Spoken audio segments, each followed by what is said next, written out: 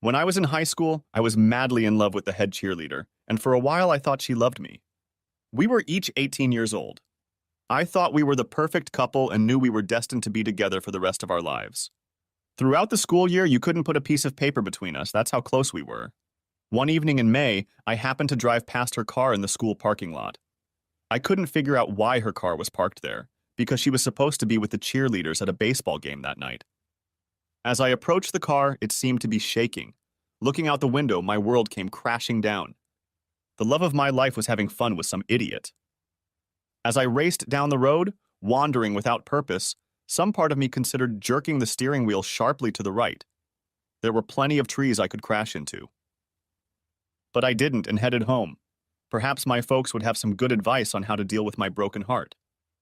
When I got home, my parents weren't there. Instead, there was a note that they were going out on one of their dates and would be home late. It was as if a shroud of sadness had descended on me. I went into my father's office and tried the door of the gun safe. I knew it held his birdshot gun, a double-barreled Beretta 12-gauge, and a service pistol left over from his days on the police force. My father's precaution in locking up his firearms may have saved my life that night. I was that upset. Now, as an adult, thinking back on that night, I wonder why it affected me so much. But the teenage brain is not noted for its rationality, and what seems insignificant to an adult can be overwhelming to an 18-year-old. I laid down on my bed, waiting for my parents to return, but fell asleep. I woke up the next morning, still dressed and covered with a blanket. When I opened the window shade, the light of the morning sun streamed into the room. It was a gorgeous spring day. As I walked down the stairs and into the kitchen, I saw my mom making breakfast and my dad reading the newspaper with an unchanging cup of coffee in his hand. You could tell from their looks and body language that the date night was a success. These two people still loved each other after 25 years of marriage. I was overcome with shame at the thought of how hurt they would be if, when they came home, they found the bloody, lifeless body of one of their children. The three of us spent the next hour talking. I was lucky to have that kind of relationship with my parents. I left the table with a deeper understanding of my own importance and plans for the near future. I didn't say another word to the girl. Any attempt by her to speak to me was met with icy silence. I thought about it, but I didn't even ask her to return the expensive necklace I had given her the previous month for her 18th birthday.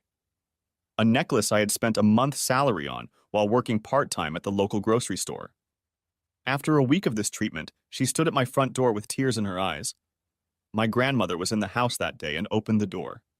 After listening to the girl's pleas, my grandmother simply said, "What are you waiting for, young lady? You've been caught having fun with another guy? My grandson is not going to stand by and make a fool of himself. You better get on with your life because Jeff did." With those words, she closed the door.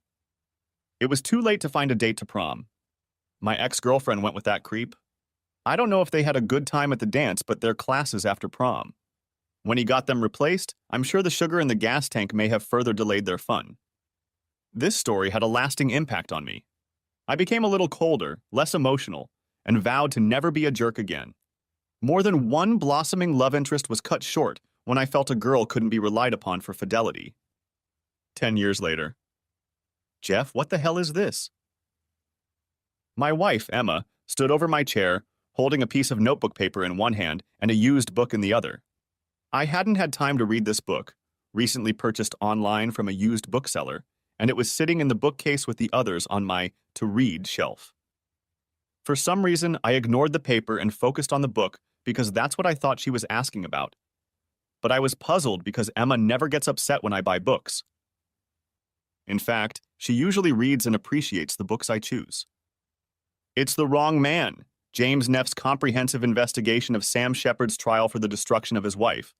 You know, The Fugitive. Now it was Emma's turn to be perplexed. "Not the book, mister?" She shoved a notebook sheet under my nose. This. She was practically screaming now. I tried to take the paper, but Emma seemed reluctant to let go of it, as if it were something important. But finally, she let it go. I got up from my leather reading chair, put aside the Kafka's The Trial I was reading, and read the words on the paper. They were handwritten in a distinctly feminine cursive. Jeff, you need to divorce that witch you're married to before she drives you so crazy that one day you destroy her. I will wait for you, but not forever. Your love.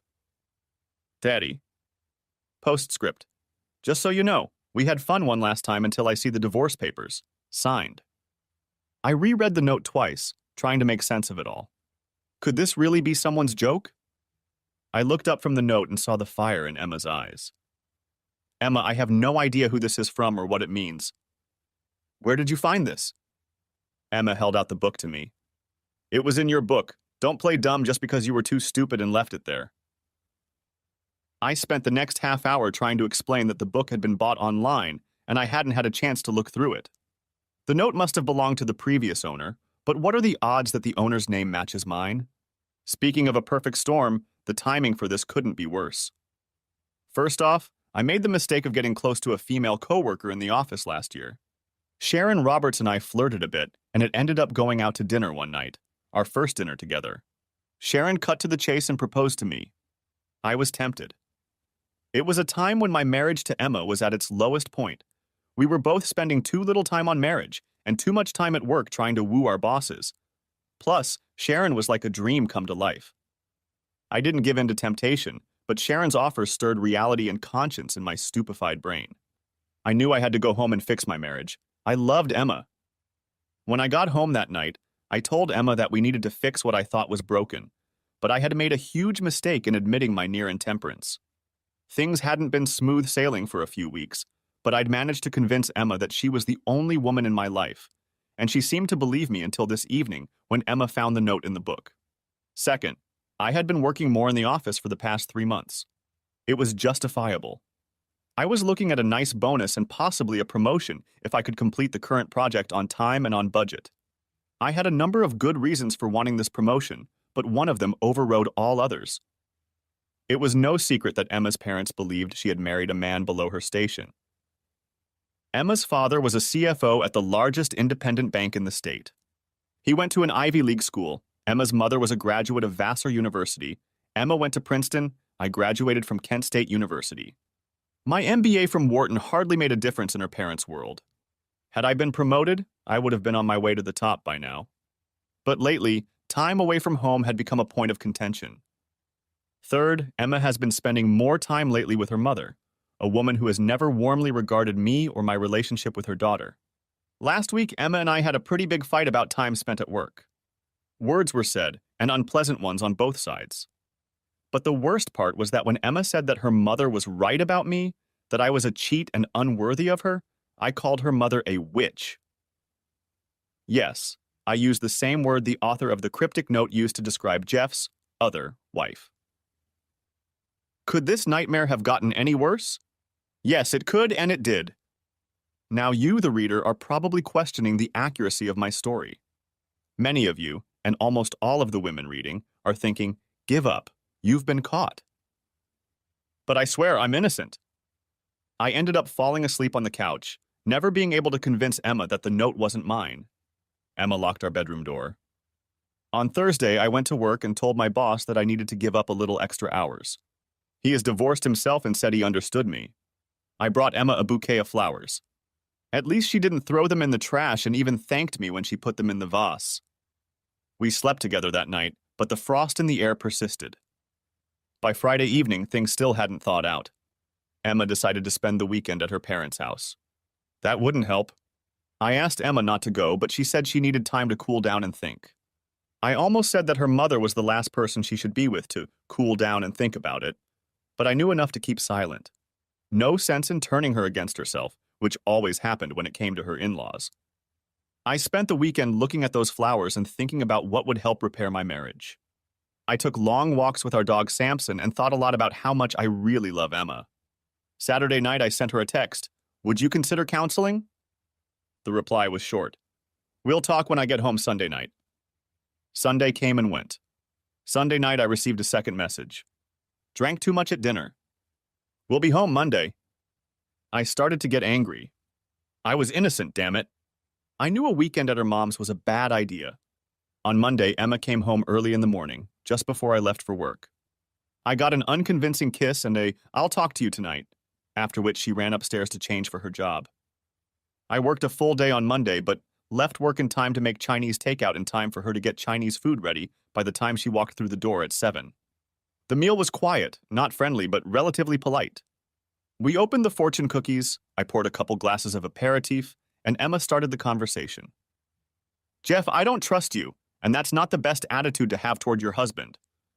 Mom says I should suck it up and leave. Let's leave your mother out of this conversation. You know she never liked me. Let's limit it to what you and I need. I need space and time to think. I suggest you move into the spare bedroom until we get everything sorted out. I hated that idea. What married couple solves problems by sleeping in separate rooms?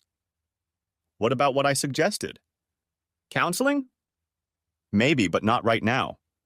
Right now, I need time to think for myself. I couldn't help myself. Does think for yourself include your mother? My mom only wishes me well. If I need to talk to my mom, I will. That was the end of it. I moved my stuff into the spare room and never got to sleep that night. Looking back, first, a little backstory. I met Emma when I was doing consulting work for a non-governmental organization, NGO, where she was an intern. It was the year after I graduated from Wharton, one of the big four accounting firms hired me, and after my first year I was assigned to help the NGO with their computer systems. It was a pro bono job. Our regional manager was on the NGO's board of directors, and I was assigned to them for the duration of the change. In the end, everything turned out well. The NGO got a new server system and I met my future bride. Emma Taylor would be a senior at Princeton in the fall and would spend the summer as an unpaid intern. The more time I spent with this woman, the more I fell in love. We dated throughout that summer. Emma was smart, confident, and best of all, had the body and face of a Victoria's Secret angel. Although Emma came from an upper-class background, I was particularly impressed with how well she treated everyone in the office, from the mail clerks to the president. There was always a please, thank you, or other kind word. Physically, Emma was out of my league. I'm a good-looking guy and big enough to play the edge defender position at Kent State. Emma at 5'10" looks good next to my 5'10", even when she wore her 5-inch heels.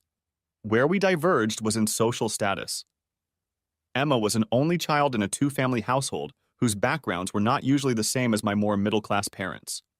My mother taught second grade at a Catholic school, and my father owned a mechanic store. I am one of 4 children, all graduated from college, and all were fairly successful middle class. Mom and Dad were rightfully proud of their children. Dad and Mom instilled in us a work ethic that helped me succeed. After only 2 years at the accounting firm, I was hired by one of our clients. We had just completed a successful consulting job with TMG2 Engineering, Inc., and had saved the company millions in the transition from mainframe to server-based computing. TMG2 offered me the job because I didn't have to travel and the pay was comparable. I still work at TMG2, now as a project manager in the information technology department. My project at the time of writing this story was to migrate our systems to the then new concept of cloud computing. Few companies of our size had moved to the cloud. I had to convince the board to do so, and if it worked out as I expected, and if I promised the board, I had a chance to get the proposed position of CIO. Until now, the IT department had been run by the CFO, and he had been a strong supporter of the new position. Tuesday morning, I woke up in the spare bedroom. It took me a few moments to get my bearings, but when I went downstairs, the coffee was ready. Emma was upstairs in the shower. I considered joining her for a moment, but decided to give her the time she had asked for. After drinking a cup of coffee, I headed to the guest bathroom and began to get ready for work. All week, the relationship remained strained. Emma had been spending long days at work, so I decided to do the same and get back to my project. I think my boss was pleased. He probably thought my marriage problems were solved and I didn't give a hoot. Friday afternoon, I sent Emma a text. Can I take you out to dinner tonight? You pick the restaurant. 10 long minutes later, I got her reply. Going to my mom's, spending the weekend. This was ridiculous, I immediately called her and she politely replied. How can we work on our marriage or your trust issues if you're not home? I told you I needed time, it's only been a week. You have to respect my wishes. I tried my best to remain calm and made my case to her for staying the weekend, but all my arguments went unheeded. She finally agreed to consider my third request for counseling. Will I see you before you leave for Manhattan tonight? No, I've already packed my bags. I'll probably be back Monday night. I'll stay the weekend and go straight to work from New York. Another weekend, just Samson and me. 2 more days of me trying to figure out how to fix what was broken. On Saturday, I had an idea. I found the number of the used bookstore where I'd bought The Wrong Man and talked to the salesperson. "Hello, I bought a used copy of The Wrong Man from your store. You shipped it to me 3 weeks ago." Inside was a romantic note written by someone named Jeff, which is also my name.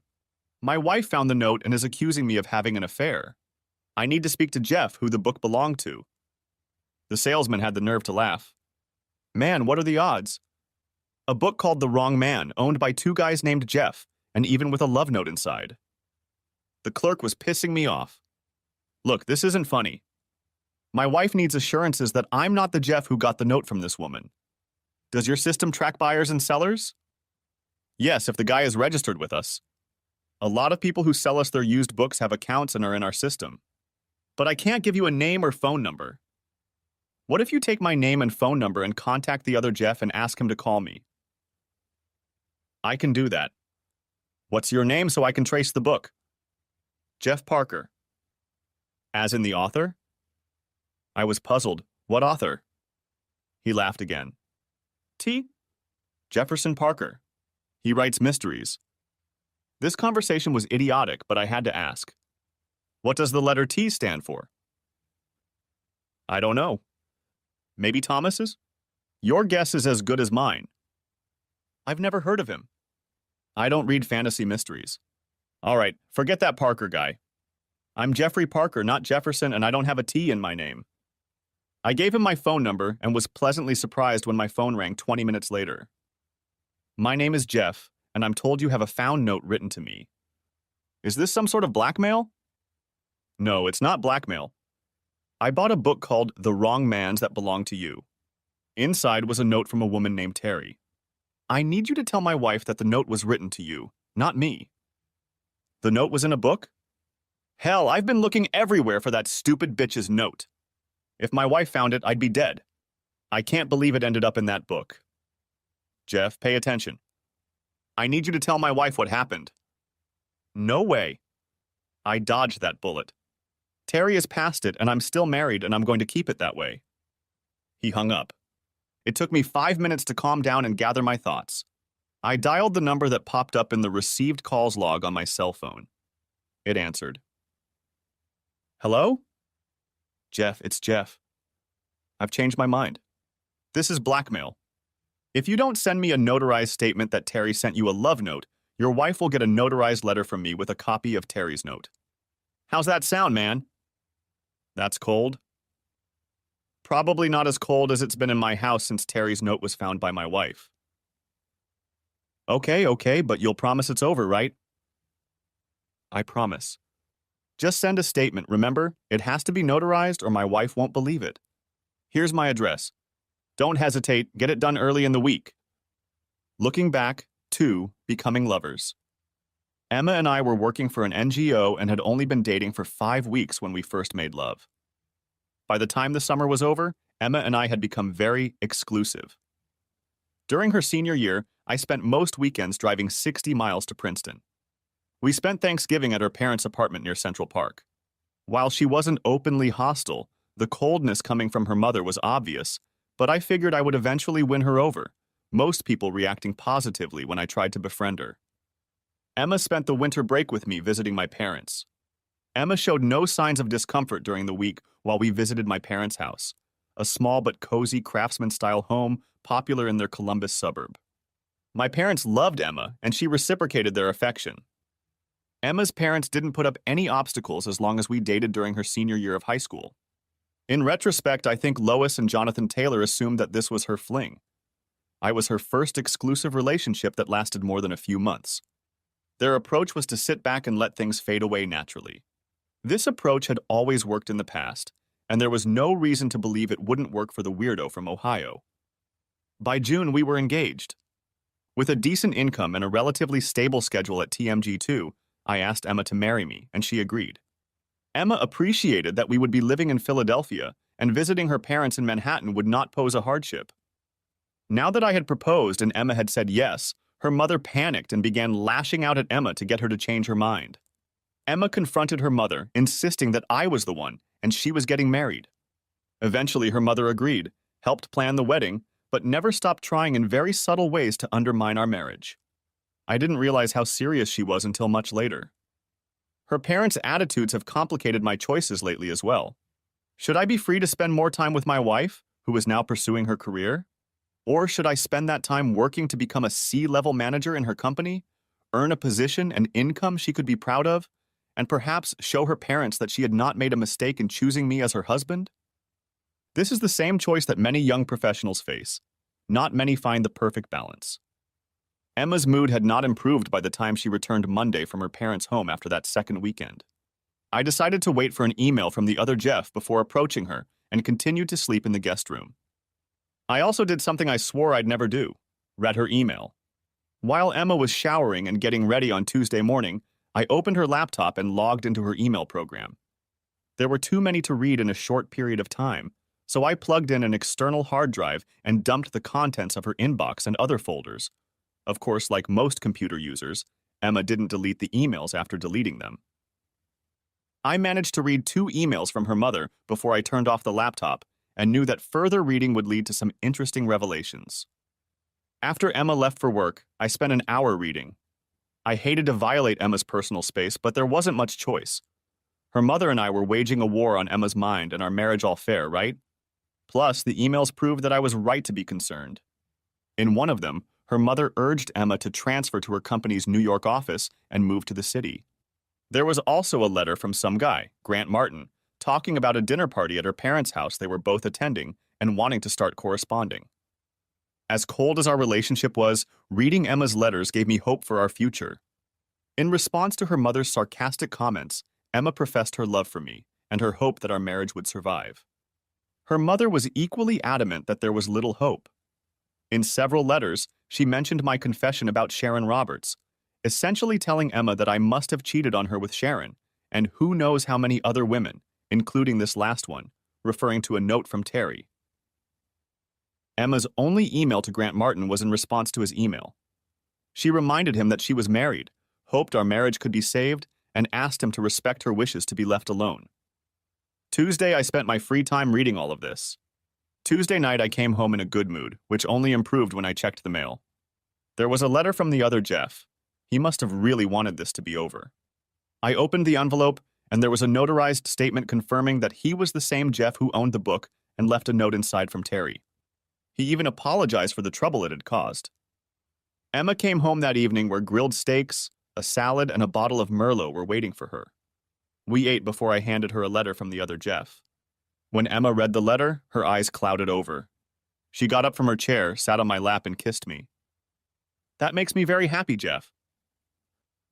Almost as happy as I am to have you back in my arms.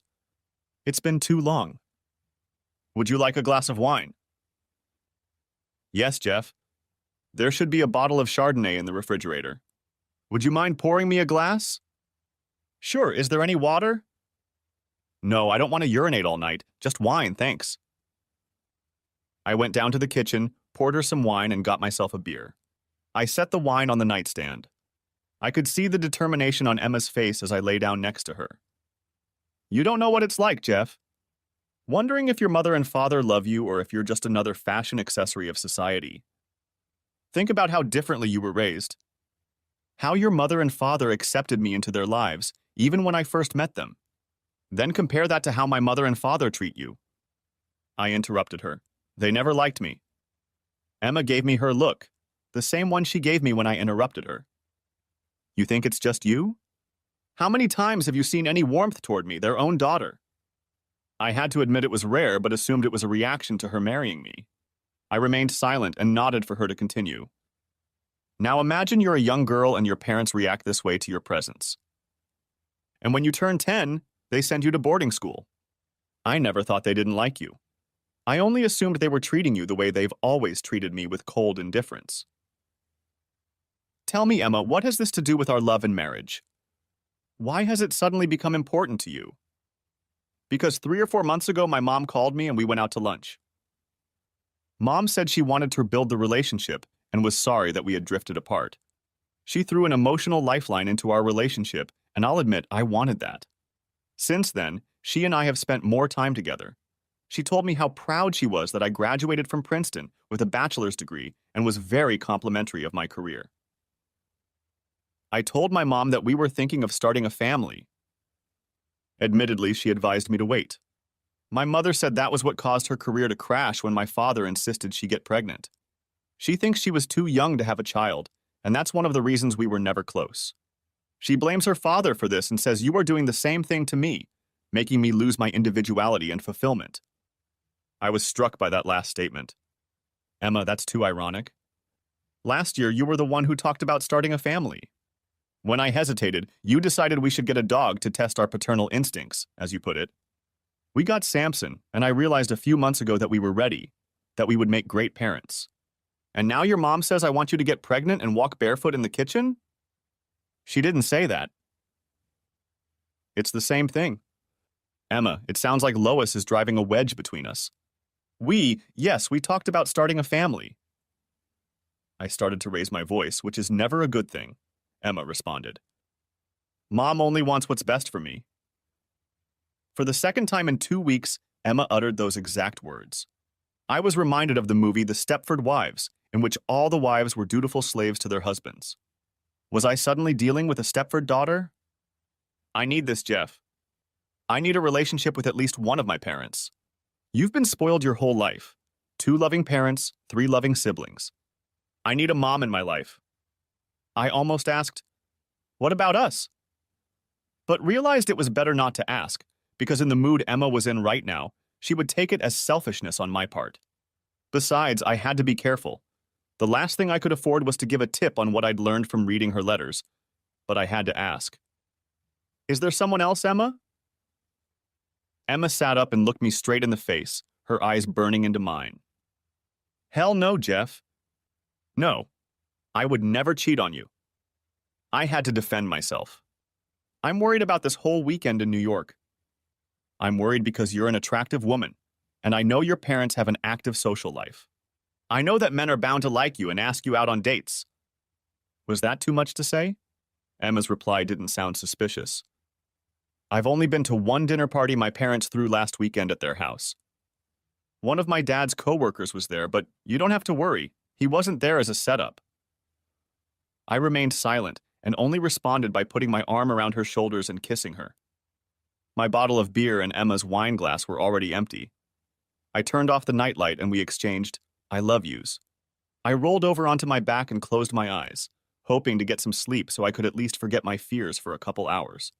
So much for magical reconciliation, I thought to myself. The next night, I checked Emma's phone while she was making dinner. Damn, 2 calls from her mom today, and both lasted over 30 minutes. I was totally screwed. During dinner, I decided to take a chance.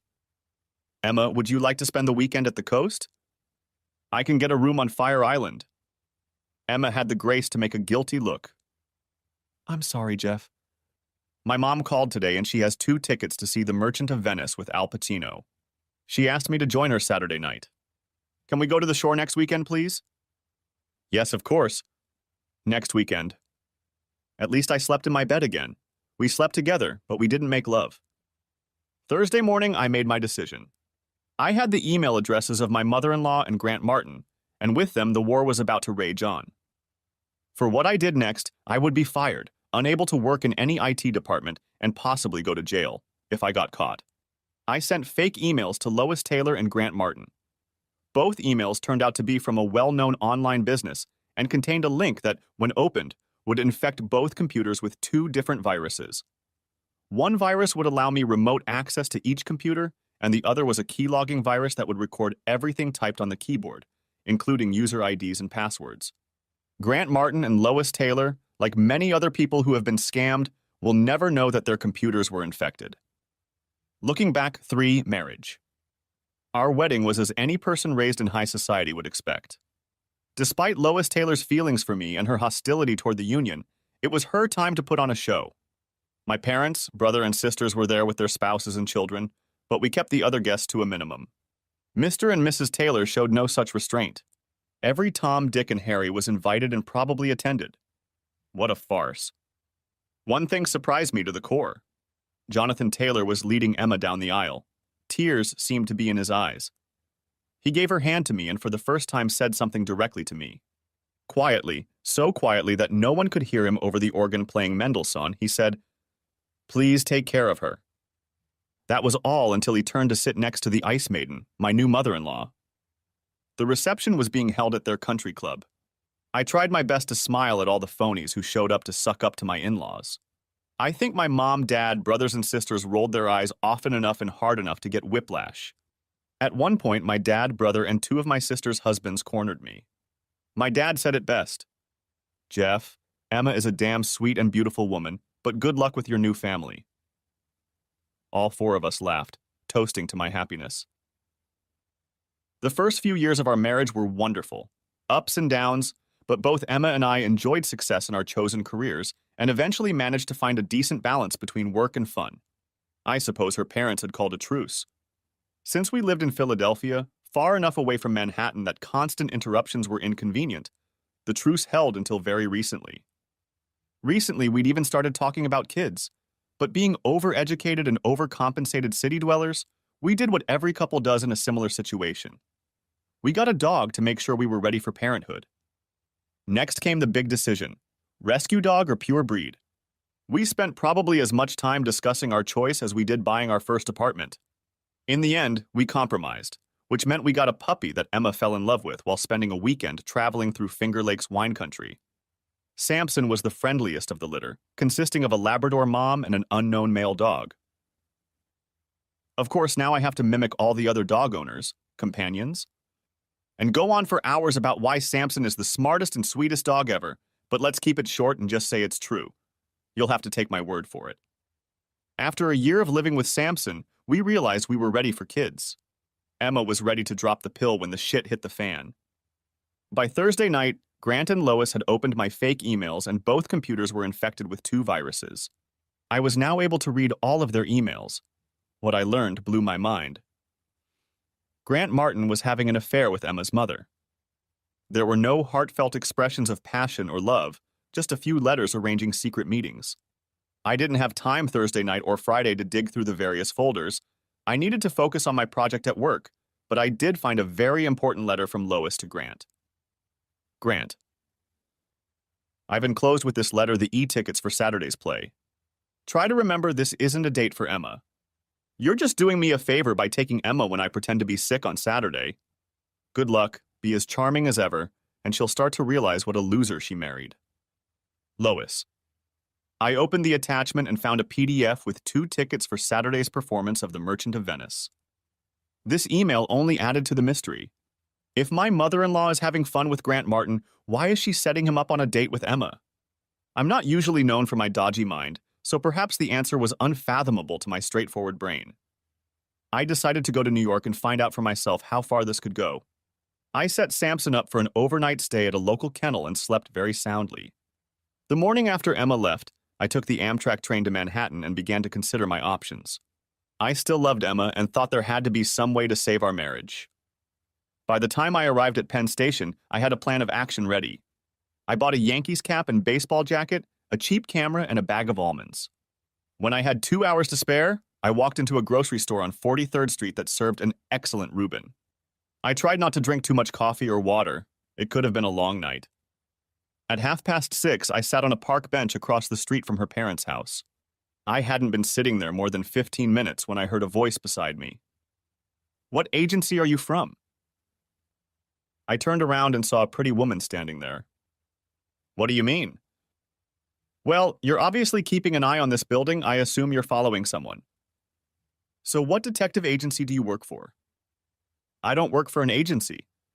My wife's parents live there, and I think she's planning to go on a date with another man tonight. I'm just watching to see if she'll go for it or not." "I'm sorry to hear that. But it explains why you're such a bad judge of character. Look, don't be so obvious, and what kind of camera is that? You'd have to be 20 feet away from them to get a single clear shot." She unzipped her coat to show me a nice Canon with a zoom lens. "Here, step back to me. When you see your wife, point at her. I'll take a couple decent pictures for you." "Why would you help me?" "For the $100 you'll give me when I email them to you." "Believe me, they'll be worth your money." "What makes you think I'm following someone?" Because a quarter of the residents of this part of the park are private detectives keeping an eye on one of those 4 buildings across the street. Plus the Yankees cap. All the private detectives who come to town take a Yankees or Mets cap, thinking that's how they'll fit in. I took you for a small-town PI, chasing a deadbeat wife. But I didn't think you'd turn out to be an asshole husband. Her words hurt, but she continued her monologue. This part of town is a hotbed of crooks and a gold mine for detectives. Too much money and too little morality. Everyone here is entitled. I'm watching the building next to yours, waiting for some rich lawyer to walk out the door with his mistress. His wife is out of town and hired us to get some evidence of what he's up to. Perhaps he has a prenup.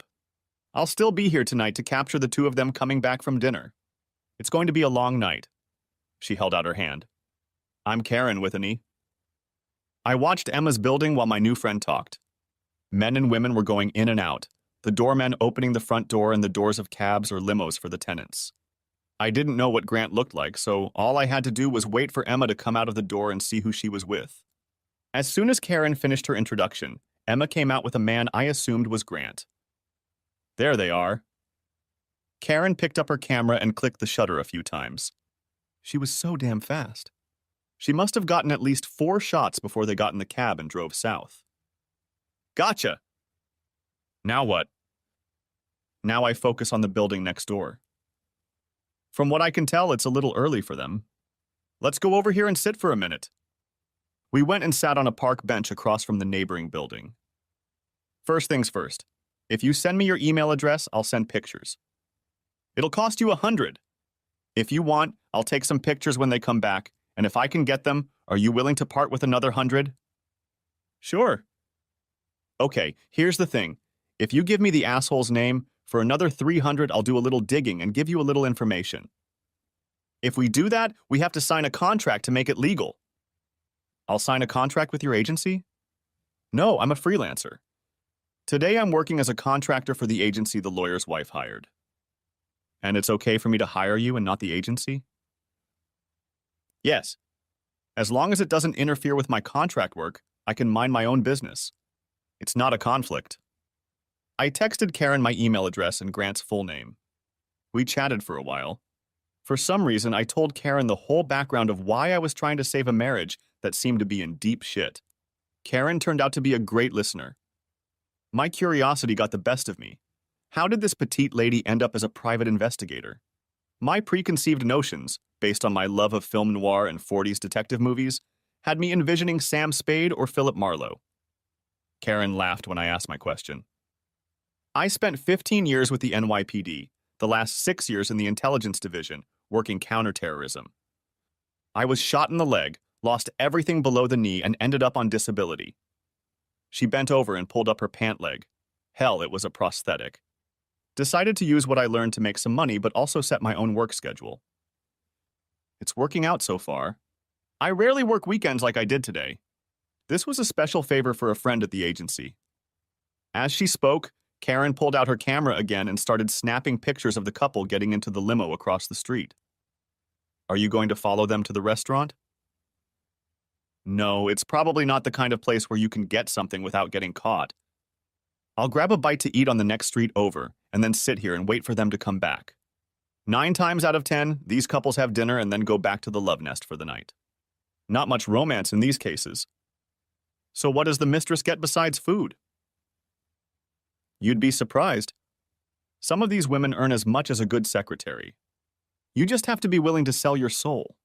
No thanks. What about the wives? Probably half our business. Some poor guy working 60 hours a week ends up guessing that some clown gets most or all of what should be his. Want to know the worst cases?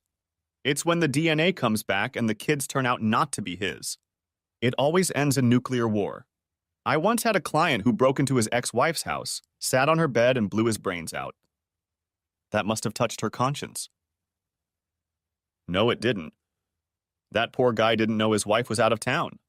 The body was found by the damn housekeeper. By the time the ex came home after a spa week in Cannes, the house was clean, the walls repainted. Not many happy endings in this business. We sat for another minute after that, me thinking deeply about whether my story was going to end badly. I wasn't going to blow my brains out, but if we divorced, I would miss my wife. Look, don't get me wrong. If you're going to get a snack, can I get one? She looked at me for a moment before answering. No, Jeff. Go on home. I'm going to meet my husband at the diner. I already texted him and he'll be there in 10 minutes. Karen pointed her ring finger. What a detective I am. I didn't even notice the ring. We got up from the park bench and started to walk around. I noticed now that I was limping a little. I guess I was fixated on myself, wallowing in self-pity.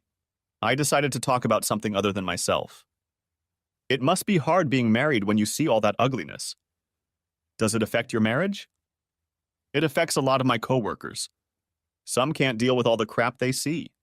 I'm very lucky. My husband Bill knows what I go through at work. He does both small and big things to make sure I know I'm loved. Take tonight, for example. I know his mom is watching our 2 boys, so he can meet me here and have a quick dinner together. We kept walking and talking. As we approached the diner, I made out the silhouette of a large man. As we got closer, I realized that Bill was a very trim and handsome man. He was my height, but probably weighed at least 30 pounds, and it looked like muscle. Karen wrapped her arms around him and he leaned in to kiss her but kept his eyes on me. Bill, this is my new client, Jeff. Jeff, this is my husband, Bill. We shook hands, both of us looking into each other's eyes and doing a firm but not too strong handshake. Bill spoke first. Let me guess, tight end? Damn, you're good. Did you play? No, did heavyweight wrestling at Penn State.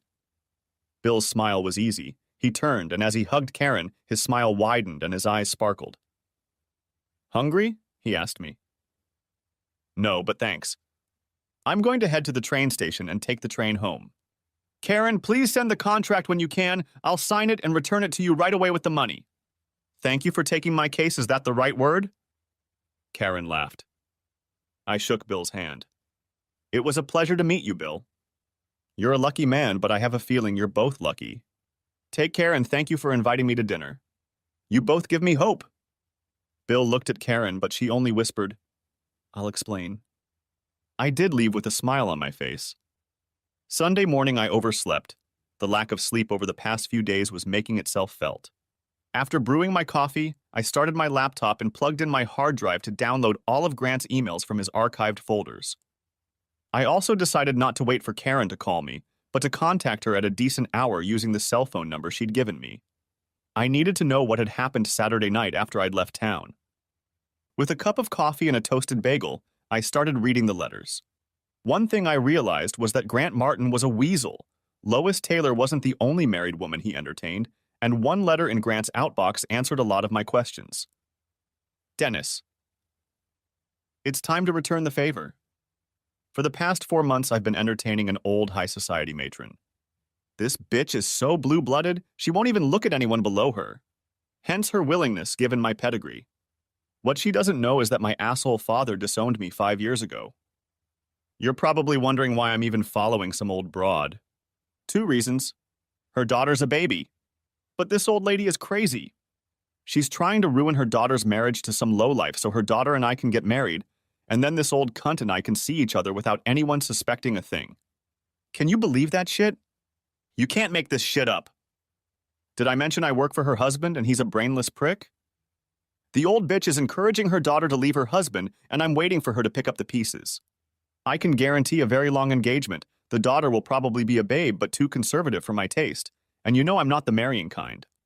At some point, this old broad will probably want to talk to my old man. That's not going to happen, and that's where you come in. I'm sending you a cell phone. Keep it charged. When I call, answer it and pretend you're my father. I'll ask her to talk to you. Don't overplay it. Just pick up the phone as soon as possible. Remember, I'm counting on you like you counted on me last year. Don't screw it up. Sorry to be James Bond, but I don't want to take any chances until I have a chance to make a decent buck. Did I mention this old broad is worth millions? Yes, you did. Your brother TKE. Grant. Reading that, I almost felt sorry for Lois, for less than a second, and then I realized I was dealing with a snake's nest. This was totally out of my league, and I was hoping someone with Karen's experience would help me figure out the next step. While waiting for Karen Grant's call, I connected to my computer and spent several hours on the internet, including logging into my work server and running several different programs. I watched and recorded everything he did. I now had his user ID and password at the bank. By 2 p.m., I couldn't take it anymore and called Karen on her cell phone. "Hi, Jeff. I've been waiting for your call. Sorry to bother you on a Sunday. Apologize to your husband and kids, but I need to know. What did you see last night when I left? You'll be happy to know that your wife showed up in the cab just after 10 o'clock. She got out of the cab and walked toward the door. Grant walked beside her and seemed to be trying to persuade her to let him in. She shook her head. He tried to kiss her, she turned away, and he only kissed her cheek before she walked through the door. The doorman must have gotten instructions because he didn't let Grant walk through the door. He turned away, but only after cursing the doorman. By then, the cab had left, and Grant must have already paid him back, rather cheeky of him. He must not be turned down very often. In other words, your fiancée didn't succumb to his charms. She got home at a decent time, and nothing untoward happened. Unless you count the fact that she went on a date with another man. I was glad Emma hadn't slept with that jerk, but I was still angry that our marriage was falling apart. Remember what you told me last night. She was set up by her mother. That doesn't excuse all of her behavior, but it does create a reason why she's acting this way. Okay, I agree. But this is something you need to hear. It sounds like Grant Martin is having fun with Emma's mom, and Lois Taylor is destroying my marriage to keep Martin around. No kidding, that's so cold. I've been in this business for years, and it never ceases to shock me how evil people can be. How did you find out about this? If I tell you, do we have some sort of client detective privilege? No, Jeff. If I get subpoenaed, I have to tell. So if you're doing something illegal, you have to decide if it's worth sharing. I thought about it and decided, what the hell, and told Karen how I'd gotten the emails. She, like many people in the past decade, was stunned. I also told her that I had Martin's user ID and password to access personal accounts and wire transfers. You can actually get a hold of this guy's computer and read his passwords? Hell, later this week you're going to have to teach me how to defend myself against the likes of you. In the meantime, I go back to my family, we're watching The Wizard of Oz, and the kids are giving me the, when are you going to stop talking on the phone look? Sorry, Karen. Call me tomorrow when you figure out Martin's biography, and I'll tell you the rest. With those words, we hung up, and I started digging through Grant Martin and Lois Taylor's email again. By Sunday evening, when Emma returned from her parents, I had tons of information, but I had no idea how to use it. Besides, all my clothes and other personal belongings were in the guest bedroom and bathroom. Not a few minutes later, she came rushing into the kitchen where I was sitting drinking a Yuengling. Jeffrey, where are your clothes? I ignored her question. How was your date last night? An expression appeared on Emma's face that I hadn't seen before. Guilt, horror, deception. What are you talking about? I didn't go on a date. Emma said it with such conviction that I might have believed her if I hadn't seen with my own eyes her getting into a cab. What do you call going to a play with an unrelated member of the opposite sex? Maybe look it up in the dictionary? There's that look again. Were you following me? Not that it matters, but I went into town yesterday. I was going to try to convince you and your mom that I should take you to the play, and I pulled up to their building just in time to see you getting into a cab with some guy. Who was it? Okay, I lied to her, but it sounded plausible, and I didn't want Emma to find out what I was really up to and what I really knew. Jeff, my mom got sick at the last minute, and one of my parents' friends was kind enough to drive me. Nothing happened. I played dumb. And who is this kind friend? Does he have a name? Grant Martin. He works for my father. I decided it was time to get her thinking. Look, Emma, this is bullshit. Your parents are trying to divide us. Think about it. I'll bet you $1,000 that your mother made a miraculous recovery on Sunday. This illness was staged. How did Grant Martin get free at the last minute? It's time for you to pull your head out of your ass and realize that our marriage is almost over. Emma jerked back on her heels as if she'd been shot. I didn't want this to escalate into screaming, so I took the opportunity to leave the kitchen and head for the guest room. It was a restless night, and I didn't get much sleep. I ended up getting up, leaving the house, and was at the office before 7. At 8, my cell phone buzzed with a message. Checking my phone, I saw that Emma had sent 2 words. Sharon Roberts. I guess Emma had already talked to her mother, and Lois was filling her head with nonsense. My marriage was rapidly circling the toilet, heading for the sewer. Late Monday night, Karen called me at work. Are you somewhere so we can talk privately? I closed my office door.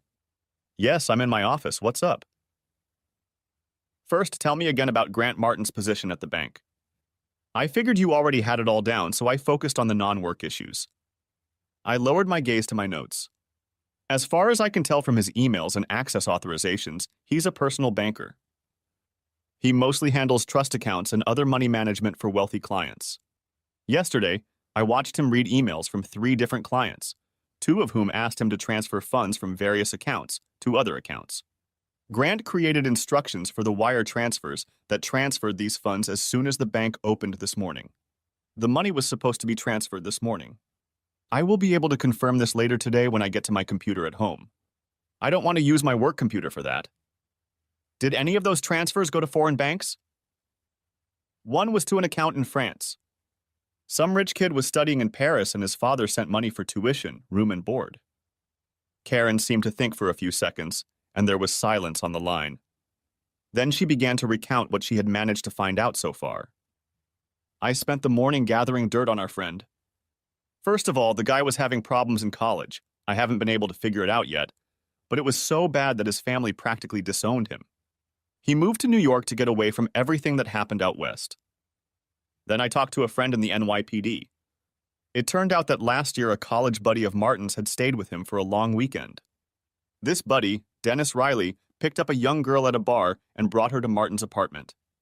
The girl had a little too much to drink and asked Riley to call her a cab. Riley refused and began to impose on the woman. When Riley fell asleep, the woman left the apartment and went to the local precinct and filed a report against Riley. The police investigate, but Riley claims it was consensual. Martin supports Riley. Martin signs a statement accusing the woman. Martin even claims that the woman hit on him after Riley went to bed. He says that's why she was so angry. When it's 2 against 1, the DA refuses to press charges against Riley. The cops wanted to charge the son of a bitch, but the DA said it would be a waste of time and money. So this guy gets away with it because Martin confirms his version of events? About right. I picked up Grant's letter to Dennis and read the first sentence to Karen. Karen paused for a second before replying. Looks like Riley owes Martin a big debt of gratitude for lying to him. How do you feel about doing some damage to those 2 assholes? One who rapes a woman and one who lies to get away with it? No doubt about it. What's on your mind? Last night you told me how you managed to get hold of Martin's computer. How good are you? I mean, do you think you can open foreign accounts using his identity? Given his position in the bank, do you think you can transfer his clients' funds? I have computer technical knowledge, but no knowledge of how to open an account. And how illegal do you propose to make it? I don't want to be involved in the theft of funds. If we do it right, no one will lose money. I think we can wrap this guy up tight, but it's something we have to discuss in person. Can you meet tomorrow night? I'd like to bring a friend with me. Karen, I'm sorry, but I have to ask. Why are you doing this without any monetary gain? I agreed to pay you a few thousand just to watch Emma on Saturday night and dig up dirt on Grant Martin. Now all of a sudden we're opening accounts, transferring money and all that. What's in it for you? Because I can't afford to pay you more and I certainly can't afford to get caught or go to jail. This is personal, Jeff. Some asshole gave me something to drink and then took advantage of me. I was too embarrassed when I woke up to call the police or go to the hospital. When my roommate returned from her trip home that weekend, she found me crying in our room with no lights on. She convinced me to go to the hospital and the police. Unfortunately, by the time I was checked, there was no sign of it in my system. That was years ago. There are better tests now. I filed a complaint against the boy anyway, but it was he said, she said, and it didn't work out. So to answer your question, I'm doing this for that girl who was abused by Dennis Riley. She deserves to know that not every asshole gets away with it, and Grant Martin is going down for contributing to Riley. They're both scumbags. Karen's voice changed as she told her story. Obviously, it still caused her heartache. I had only known Karen for a few days, having spent less than 3 hours with her on Saturday night and on the phone, but I already knew that I would help her bring these scumbags to justice. As my grandmother used to say, Sometimes putting yourself on the line, even if you're breaking the law, is the right thing to do. Before we hung up, Karen told me to send everything I dug up on Martin's computer. Bank accounts, loans, mortgages, etc. I told her she'd get it all tonight. We arranged a time and place to meet on Tuesday night. I made an excuse to Emma that I was working late, but it didn't matter as we danced around each other, hardly spoke and slept in separate bedrooms. Tuesday night, I met up with Karen at a quiet pub. As promised, she had a friend with her. Karen introduced him only as Hank. If I had to guess, Hank was a former employee of one of the alphabet agencies, most likely from Langley. After I told Hank that I now had access to Grant Martin's computer and his personal and professional banking systems, he and Karen told me their plan. First, we buy an airline ticket to Dubai for Martin using his credit card. Second, open an account in Dubai for Martin. I'll give you instructions. Dubai is one of the most friendly havens for illicit funds since the Swiss got so much trouble from the U.S. Treasury. Third, arrange for wire transfers of several million to accounts in Dubai to be sent early in the day. This is where I interrupted Hank and turned to Karen. Wait, I said no stealing. Hank answered for Karen. We will make sure none of the funds leave the country. You will make one very minor error in the instructions for transferring the money. That mistake will delay the transfer and it will look like Martin tried to steal but screwed up. Okay? I thought for a moment, then decided. Okay. So what's next? According to what you found, Martin has a line of credit on the house with over $100,000 unused. He also has another $60,000 in a brokerage account. Both of those accounts are going to be compromised. 2 wire transfers to an account in Dubai, but they'll go through without error. Do you have a problem with that? Not if it's his money going overseas. Good, if he's being milked dry on this side of the Atlantic, it'll prevent him from getting decent representation, which will go a long way toward helping us get his douchey buddy Dennis Riley in order. Karen took this opportunity to add the next step. And here's the final step. You send a letter from Grant to Dennis. Here, read this. Karen held out the proffered letter to me. Dennis. Forget rich old broad, I've got bigger fish to fry. By tomorrow, I'll be rich enough to last a long time, at least until I find another old broad with more money than brains. That means leaving the country, but there's nothing here worth sticking around for. In a way, I have you to blame or thank, depending on how things work out. I got a call today from some investigator asking questions about your adventure last year. You should have learned your lesson at the University of Southern California like I did. Get Sleet's approval before you spout that shit, because next time I won't be around to lie for you. I'll contact you and let you know where I land. I'm sure the feds will be monitoring this email after tomorrow, so don't bother responding. I will delete this letter as soon as it is posted. I suggest you do the same. Your brother TKE. Grant. I finished reading and looked up, smiling. From what I've read in his letters to friends, you've picked up on his style, especially his use of misogynistic language. What's this about the University of Southern California? Karen replied. I found out today why Martin's family disowned him. There were 2 assholes who took advantage of the situation. The girl had a few drinks at the party. She had a reputation for being easily accessible. The girl killed herself a week after the incident. The Martins paid the girl's family $250,000 to hush up the case, but also disavowed Grant for his involvement. Rumor has it that this wasn't the first time they'd kept Junior out of trouble with their money. Karen's story strengthened my resolve to put Martin and Riley away. Okay, with Hank's instructions I can do all that, but we need to make sure Grant is in his apartment and not at his computer when all this happens. How do we do that? Grant will be busy. Leave it up to us. Can you do it tomorrow night? No problem. What's going to happen on Thursday? We'll make sure Grant is arrested early Thursday morning, before he has a chance to look like he's going to work. It should look like he might as well be getting on a plane that morning. It's a pleasure to work with professionals. Both Karen and Hank were consummate professionals. Hank's guidance on each step led to the desired results. Grant opened a new account in Dubai. His credit card was used to purchase first-class tickets for a late morning flight to Dubai. The line of credit was set up, as was the brokerage account. The wires were due to ship Thursday morning. I picked one of Grant's wealthiest clients and arranged to have the $5 million transfer ready by Thursday morning. But there was one simple mistake in that wire. The wire never sent. How did they make sure Martin would be in his apartment all night? It was done with the help of an expensive escort that I assume Hank used in his former life working for Langley, or whoever. This hottie happened to bump into Grant as he was leaving work and convinced him that she should buy him a drink to apologize for being such a klutz. Grant, being a self-centered egomaniac, decided that it was his charming personality and good looks that convinced the young beauty to have one more drink in his apartment. That's where the experience in subterfuge came in. The woman said that she had once already been treated rudely by a guy who started out seemingly well. She swore it wouldn't happen again and demanded to see her ID. Grant decided, what the hell, and pulled out his driver's license. Everyone knows driver's licenses are bullshit. Half the people in this town carry a fake one, but just in case, show me your passport. If Grant had been thinking with anything other than his little head, he would have questioned the lady's logic. But he decided, what the hell again, walked to his office, opened his desk, took out his passport and held it out to her. She looked at it defiantly, even flipped through the stamped pages, making cute remarks. Oh, Spain, how great. I just love Ibiza.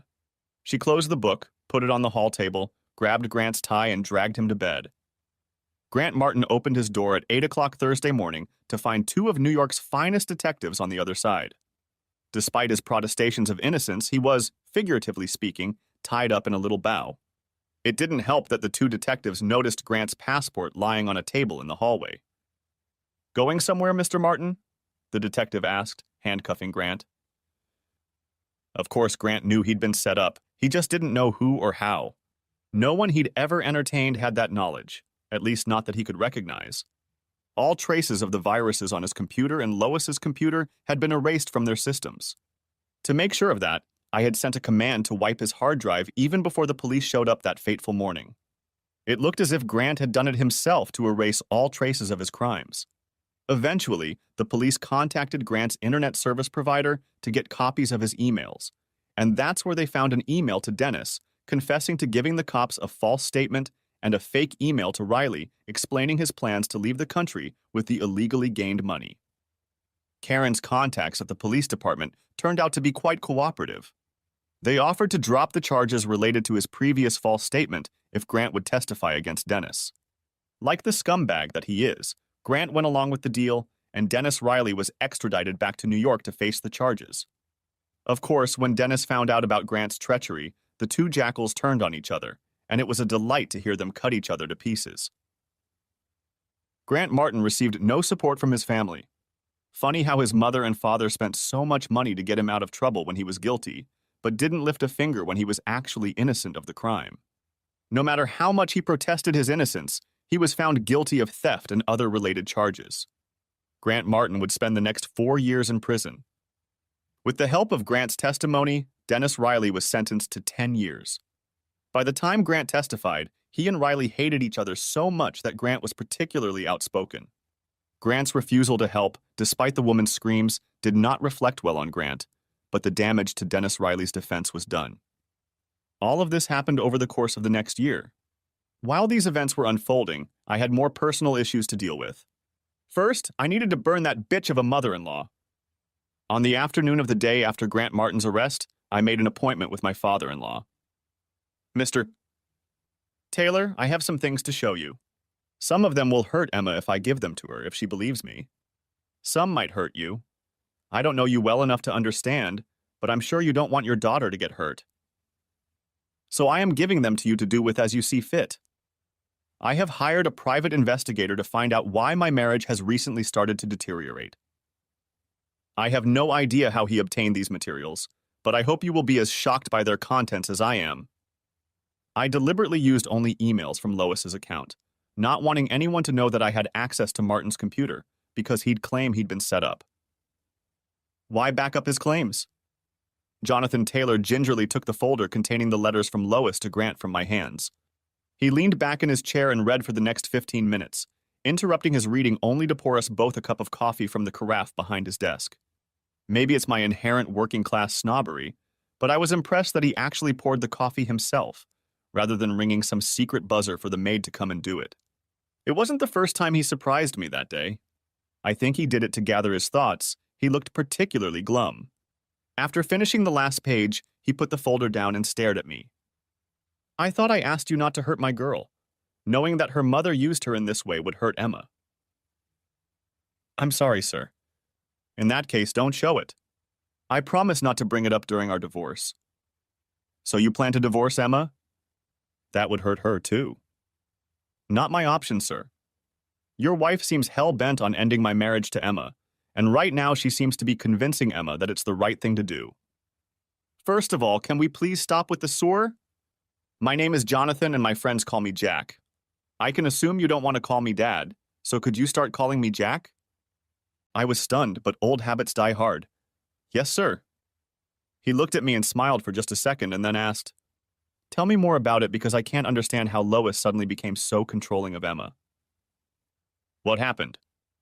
I told Jack what I had learned over the past 2 weeks. Lois told Emma that she gave up her career for Emma. That she was too young when she married and had Emma, and that you forbade her from pursuing a career. She put a big fat load of guilt on Emma. I captured Jack's attention and decided to lay it all out in the open. I'm sorry, but this next part may seem blatant. Emma doesn't think she had a relationship with you or her mother. When she saw the way my family socialized, she thought something was missing. All the trappings of wealth, writing lessons, schools in Europe, whatever, didn't make up for it. When her mother started paying attention to her, Emma jumped at the chance to have that relationship. I didn't know if I was out of line. Jack was hard to read, but I guess that's what makes him a successful businessman. He picked up a folder from his desk and suddenly turned into a real person. Do you have any idea what it's like to turn 60 and discover your life is shit? No, of course not. I'm just ranting now. Emma's mother gave up her career? What a joke. Only if they have openings for manicures and spa treatments. For years, I had to listen to her tell everyone about her dream as a young girl to play women's professional tennis. You actually have to play tennis well to make a living at it, and Lois, after 45 years of lessons, still can't make a backhand. All my adult life, I've spent 90% of my time working at this bank, doing everything I can to make it the most successful and reliable bank of its kind in the Northeast. That's the way I was raised. We were a different generation than you. Few of us are best friends with our wife. When we have free time, we head to the golf course to make connections that will help the business. I spend more time with my foursome of golfers than I do with my wife or daughter. And you know what? My wife wanted it. She showed no interest when I suggested she take golf lessons. She talked me out of it when I suggested taking up tennis. In fact, she said it would prevent her from improving. But until today, I had no real evidence of cheating. I was in blissful ignorance. Jonathan's candor shocked me, and all I could say was, I'm sorry I was the one who brought this to your attention. No, Jeff. I'm grateful to you for giving it to me. It's one thing to get a little love on the side. It's another to be so conniving that you're willing to sacrifice Emma's happiness to keep your lover around. And with one of my employees. Talk about tooting our own horns. Every day that little shit walked past me knowing he was having fun with my wife. Well, he won't be entertaining my wife for a while because he was arrested this morning for stealing from one of our clients and providing false information in a criminal case. If everything we heard from the police this morning is true, Grant Martin will be gone for a while. And Lois? Well, unfortunately, Lois has her own trust fund worth millions, which pretty much works in my favor in the divorce. She'll park her ass at the spa or on the tennis court crying crocodile tears. Some Lothario will pick her up and I'll be easily replaced. She will lose a bit of social status. Some other wives will avoid her because they will be defending their territory. In this world, we live on a dog-eat-dog basis. She'll also lose her relationship with her daughter, but from what I've read here, Jack picked up the folder, she probably won't care much about that. And Emma? I wonder if it's too late to start a relationship with my daughter. I love her, I really do, but I let her mother control our relationship. Another thing I owe Lois for. By God, I have to find a way to make Lois pay for all the pain she's caused. Maybe not right away, but somehow. In the meantime, Jeff, I want to ask for your help. You say you love Emma. If you can look past that, do you think you can repair your marriage? I don't know, sir. I mean Jack. Logically speaking, what happened is not her fault. She was manipulated by her mother. And it helps that she didn't get into bed with Martin. At least I don't think so. But emotionally, that's the hardest part. I'm not like you. I just showed you proof of your wife's infidelity and duplicity, and you didn't shed a tear. You were a little angry, but you kept your cool. I, on the other hand, when Emma walked out the door that second weekend, I cried for the first time in my adult life. I don't know how you do it. Jonathan Taylor looked at me and made a decision. Because I started locking my emotions in a bottle over 40 years ago. Let me tell you a story that not many people have heard. When I was fresh out of college, I enrolled in Navy flight school. It was tough, but I passed OCS. I was so proud of myself the day those stripes appeared on my uniform in front of my parents. I was going through flight training when my life became a living hell. I messed up and crashed. Broke both legs and my back, and my radar intercept officer, Ted Andrews, was killed. I spent 6 weeks in the hospital. When I was able to walk without crutches, I went to Ted's parents to apologize. I will never forget their faces as they looked at the man responsible for their son's death. I returned to the base a broken man. I cried for days.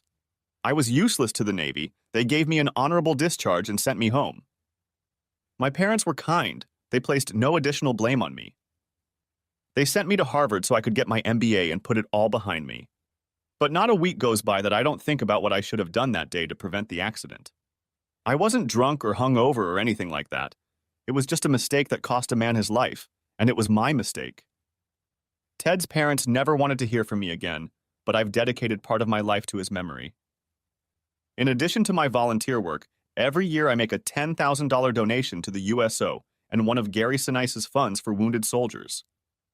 So amidst all that, a whore as a wife seems like a small thing. I listened in silence, and when he finished, I looked at my father-in-law. I saw a man with a huge weight on his shoulders that he had been carrying for far too long. I knew there was something I could do to lessen that load, and I realized what I was going to do. One last look back, meeting Emma. As I navigated the circumstances, it's important to remember how much Emma's recent behavior has been out of character. This can only be attributed to her need to finally connect with her mother, which never showed the normal mother-child love between mother and child. My thoughts went back to the first conversation I had with Emma that summer 8 years ago. In between my NGO duties, I was walking past Columbus Square when I noticed a familiar face sitting on a bench. The young woman, whom I recognized from the office, looked like she could use a friend. I took a chance and approached her and introduced myself. "Excuse me, I've seen you in the office before. I'm Jeff Parker. I work in the Information Technology Department." I held out my hand. The girl looked into my eyes. There was a sign of recognition in them, but it was also obvious that she was crying. I felt embarrassed for disrupting a possibly private conversation. Instead, a hint of a smile appeared on her lips. "Yes, I saw you there. I'm Emma Taylor." She took my hand. "May I sit down, or do you want to be alone?" "No, please have a seat." I took another chance. "It's obvious you've been crying. Would you like to share?" Emma paused for a second. "Did you hear the news today about the 2 girls in Sudan?" One of the charities the NGO supported ran schools for girls in Sudan and other African and Middle Eastern countries. There, the girls were taught to read and write, as well as domestic skills and health education. Teaching women these skills did not always endear them to the local population. "No, I've been in the bank with the servers all day. It's the first time I've been out of the server room all day," she said. Yesterday in Juba, 2 sisters were dragged out of class by the girls' grandparents. They were upset that the girls' parents allowed them to read and write, claimed it was a plot by the West to turn the girls against Allah. This morning we received a report that the sisters had been mutilated and had had their clitoris removed. All this was done with the approval of the local imam. I didn't say a word in reply. I had heard of this barbaric practice among some Muslim tribes, but I had never heard of it being applied to women until today. Emma began to cry again, but then went on. "What I cannot understand is how people who claim to follow a God can think it right to destroy what that same God created." She paused. "Do you think we're doing some good out there? Or are we just creating a bigger mess?" "I won't pretend to know the answers to your questions, Emma. But my grandmother taught me something when I was a kid. I was visiting my grandparents on their farm when a big thunderstorm hit. We saw a big funnel cloud, and the 3 of us tried to corral all their chickens into the barn. There were probably 20 of the 25 chickens in the barn when Grandpa closed the door and told me to go to the basement. I started to protest, not understanding why we were abandoning the homeless. Grandma set me straight. If you try to save everyone, she said, you'll probably end up saving no one. Emma looked at me with her beautiful eyes. She was really listening to me with interest. I think you could apply your grandmother's philosophy to what your organization does. Try to save as many of these young women as possible from a life without hope.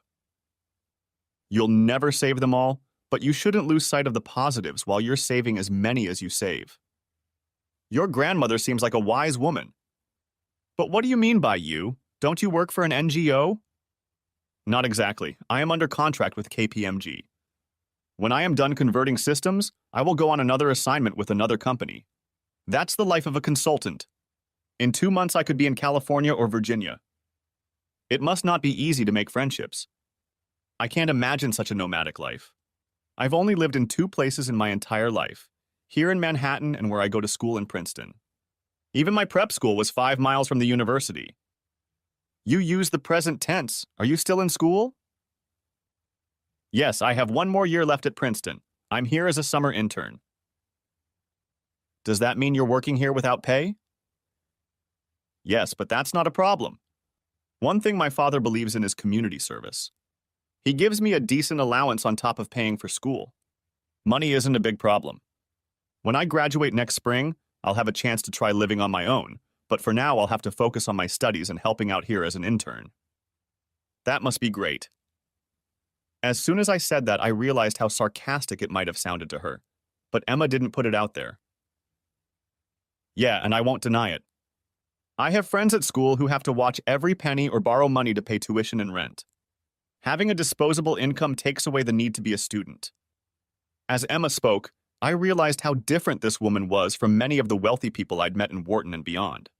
Over the course of our 30-minute conversation, Emma expressed sympathy for 2 strangers in Sudan and for her classmates at school. I later learned that on the same day we talked in the park, Emma had been hit by a cab on her way to work. She had a large bruise on her thigh, but that wasn't talked about until a few days later. This was a woman worth knowing, but before I could say a word, she surprised me again.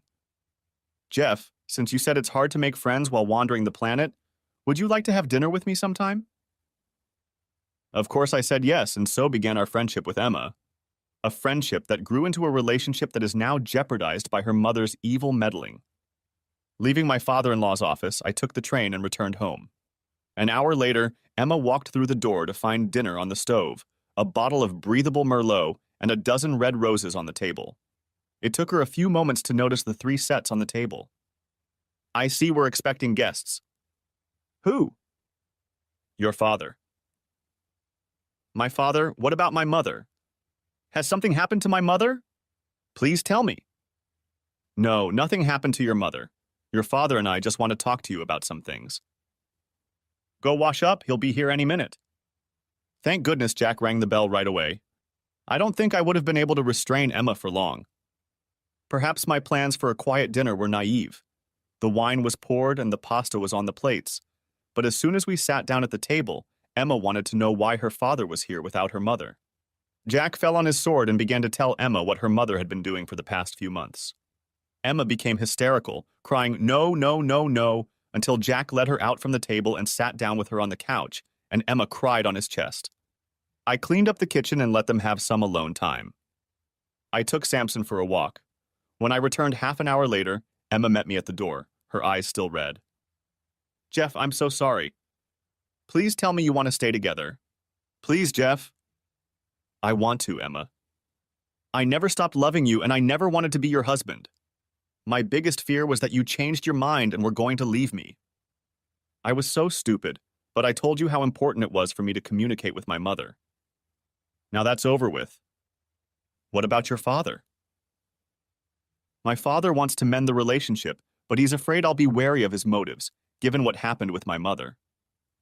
We'll take our time, but first he wants me to work on the damage I've done to our marriage. Father will be going on vacation soon. He'd like to take us both to an island in the Bahamas for as long as we can be free from work. He wants to get to know us both better. That's great, babe. We'll work out the details later, but for now, that's just great. Come on, let's go try to eat. I heated up dinner in the oven. The pasta isn't al dente anymore, but I'm sure it will be delicious. The three of us sat down at the table again and took the first step on the long road to healing. Old habits die hard, and my father-in-law was not affected. Despite his best intentions to take a full 2 weeks vacation and spend it with us on the island, it took almost a year.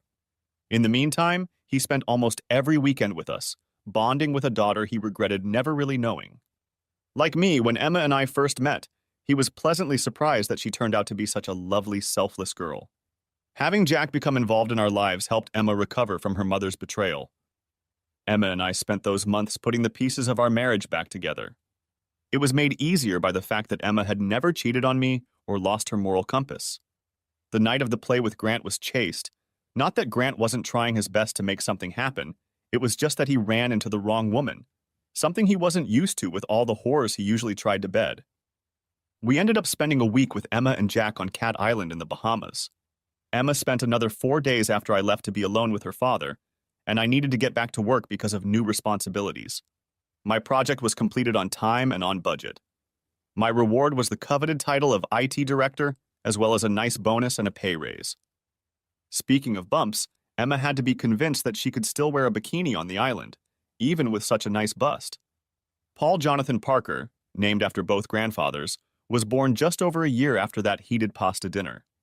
Claire Emma Parker, Claire is my mother's name, was born 2 years after PJ. Jack retired when he turned 63 and does his best to spoil his grandchildren. He even bought a small apartment nearby that he uses as a second home. Things weren't so good with Lois. Jack had divorced her shortly after we'd met that Thursday afternoon. It had probably cost him a fortune in legal fees, but thanks to the evidence of her attempt to destroy his daughter's marriage with the involvement of her lover, and the fact that Lois had millions in trust funds, Jack had been able to walk away from Lois without paying her alimony and retain enough assets to keep his retirement comfortable. When news of Lois's duplicity became known to the society matrons, she became a pariah. Everyone knew she was a snake, but they didn't know how low she could sink. Lois moved to Palm Beach first, but her reputation followed her. She'd been denied membership in the local tennis clubs, and in her 9 months in Florida, she'd never made a single friend, not one pretend friend. Palm Springs was next in line, nothing like a few thousand miles to get rid of a bad odor. Although Lois had been allowed to join the beautiful people her millions might have swayed, she couldn't compete with the young wives for men's attention. Lois made the mistake of many aging women with low self-esteem. She went to a plastic surgeon. Unfortunately, she ended up looking like one of those crazy clowns with the weird smile and crazy eyes. I only know about the horror of her facelift because 2 years after Claire was born, Lois showed up on our doorstep. When I opened the front door, it took me a few moments to recognize the person standing on the other side of the screen door. I didn't even bother opening the door, I just spoke through the screen door. "Lois, what are you doing here?" The lack of friendliness in my voice couldn't have been more obvious. "I want to see my daughter and grandchildren." "Lois, you're not welcome here. No one in this house wants to see you or even acknowledge your pathetic existence. Now go away." It took every ounce of self-control not to scream. "You have no right to keep me from seeing Emma and the kids. Open the door." "Lois, you don't understand. I'm not preventing them from seeing you. Emma doesn't want to see you, and will do everything in her power to keep you from infecting our children with your anger." I started to close the door just as Lois was opening the door. I paused for a moment. "Oh my God, what have you done to your face?" It just came out of my mouth. Lois was stunned by my comment long enough for me to close the door in time. She doesn't give up that easily. The next day was Monday. Lois figured I'd be at work and called home. Emma later told me that their conversation was short and to the point. Emma confirmed that Lois was persona non grata in our house and around the kids. Lois offered Emma a carrot. If she could visit her grandchildren, she would receive $10,000 for each of the first 10 visits to their college fund. Emma refused the bribe. Lois showed up at the daycare center. That was enough to get us a restraining order. Lois tried to call Jack and ask for his help, portraying, "We were married for 30 years, blah, blah, blah." Jack laughed and hung up. Last we heard, Lois was back in Palm Springs and had gotten back together with some gigolo who had taken quite a bit of money from her. How sad. Sometimes bad things happen to bad people. It reminded me of my last action against Grant Martin. Using an assumed name, I sent Martin a letter. It was a short poem, only 8 sentences. It read, "He's innocent," your lawyer said. But the jury thought otherwise. For the crime that sent you to the bottom of the barrel. There are forces that come to the rescue. I'm innocent, you said again. But karma and justice went hand in hand. And now you realize, asshole, that you just screwed the wrong person. Thanks for watching. I hope you enjoyed it, so subscribe to my channel and watch the next video.